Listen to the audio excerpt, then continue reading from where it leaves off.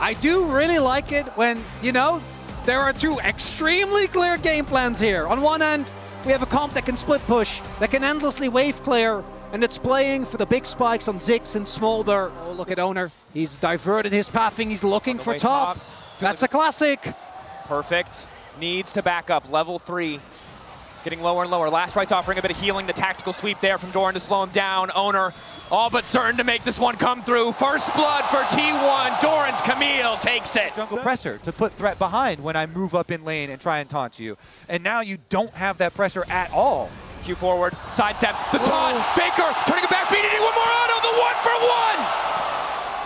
A BDD! No hesitation! Must have known that was going to kill him. Best his flash, so that is something critical to look at. Owner is back and ganking again. Perfect needs to get out.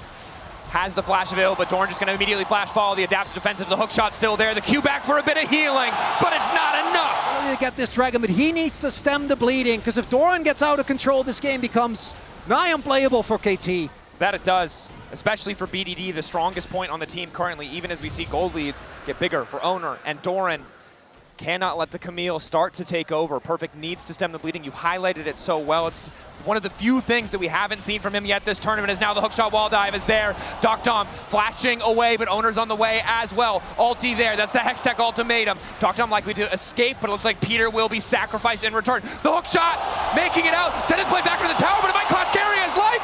It's a 1-for-1, no! The minions flicking out! Carrier walks away! Out of the lane swap, T1 find the trailing play here. Dom and Peter could not fully push the wave in, and so T1 pounce. And that's the the comment! I had tea in my mouth, but that was incredible, the arcade comment! Raider, he starts out the grubs with the confidence. BDD does have priority of mid, and it's just gonna be the one for now. KT have to be so respectful of the sheer quantity of CC on the side of T1. Also, all of their burst damage so heavily telegraphed makes it very easy for Doran with the ultimate, for Owner with the Aegis Assault, to just mitigate all of that burst and turn a fight right back around. There's no mercs yet for KT. What I do love is that often in a Game 5 in Fearless, we end up with comps that don't have engaged. This is kind of the opposite. Both teams have amazing hard engage. We have Nautilus on one side, with Sejuani to back it up. Then the Camille Galio, Faker. Leona combo is moving down, that's the combo, locks him in the ultimatum, finds the damage, the taunt is there, and Doran takes another. BDD zoning, poking while he can, dodges out on the tactical sweep, but uses the flap, so needs to be careful for at least a few more seconds. That's Drake just gone. Yeah, KT. Got the first one, not the second one, as T1 picks this one up. And the one-item spike for T1 is frankly disgusting. But this might still be, this Herald is... Oh, perfect! Doran on the way up. The Maiden summoned. Doran, though, he's got backup. Owner on the way in, locked once again in the ultimate of Doran. But Perfect living for an extra second. The Q2 coming through just in time. KT want to punish, but they're a little bit too late. Will be the Rift Herald, though. No one can really catch this wave, though. They don't want to use the Ziggs ult. It looks like BDD is going to make his way over now. Plus, you're losing bottom side power there with Galio just up at the turret. Faker pushing on that bottom side tower. Squad is to be able to poke with your Ziggs as well as your Smolder once you get to your rapid fire. But what counters poke? It is hard engaged. Peter, though. Aegis Assault still there. Flashback into the blast cone. Going to keep Owner standing, but likely means KT will be able to secure the second objective here. Meanwhile, in the mid lane, though, it's push in favor of T1. And we talked about Ziggs destroying towers, but Doran, with this Trendy Force, also will just eat through that objective. KT splitting their focus. Is it going to cost them? Faker. Second Drake is big. Access to the ulti. T1 might just be a little bit late here. Cuz desperately needs to smite.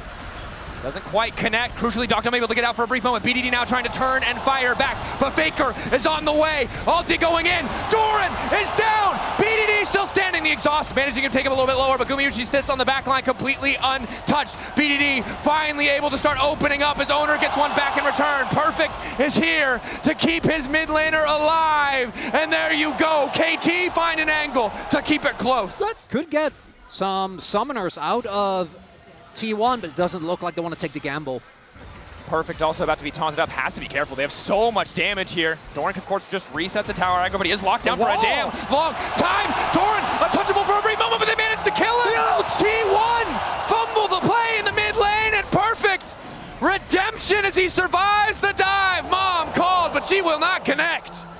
The Dark Procession from Perfect, it got them so much, and now they're opening to get the tower, the extra gold as well. KT, they're striking back.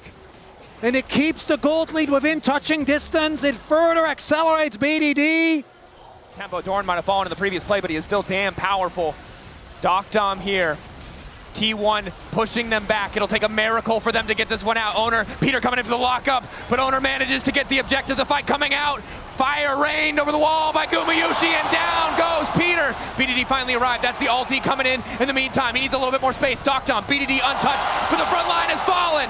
BDD, CC'd, knocked into the sky, and right back into the grave. T1, get Otacon, and ace KT. A triple kill for Guma and T1!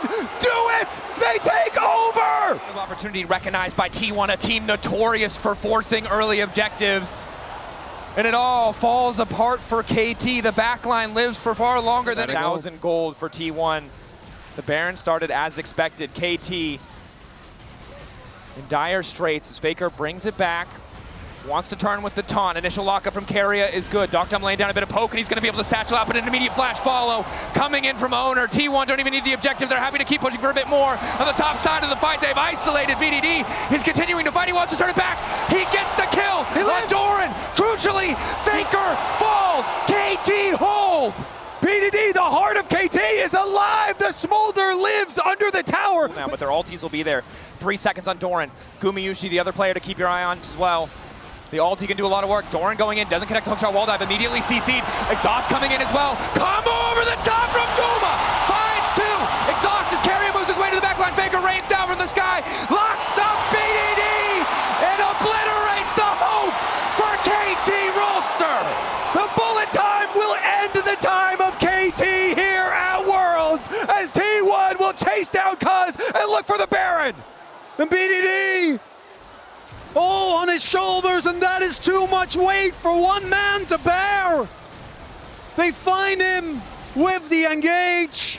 It has been, and T1 will clean up that dragon as well, the leftovers.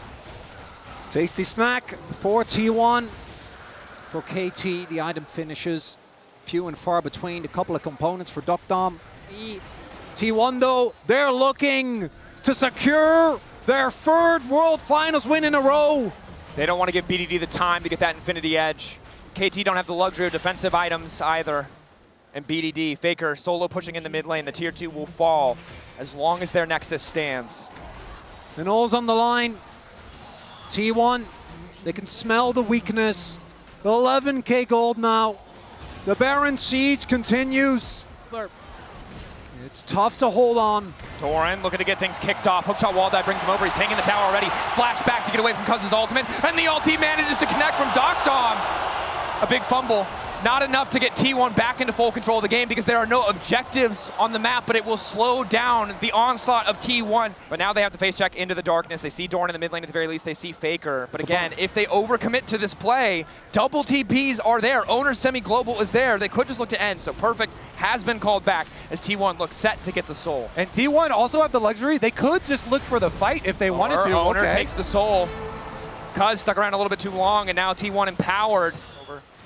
But now with the Baron spawning, relatively even setup. But again, it's the waves in favor of T1 that make this so hard. As immediately they're going to kick things off by going in on Cuz, taking away the Frost Armor passive. Lockdown from Keria is there. TP in from Doran as well. Ulti's going across the board. BDD caught off the side. A good flash to take him out, and Guma has to be careful, but he's so damn fast. Owner, they lock up BDD. He goes gold in an extra 2.5 seconds to consider what went wrong as T1 looks set to end it all.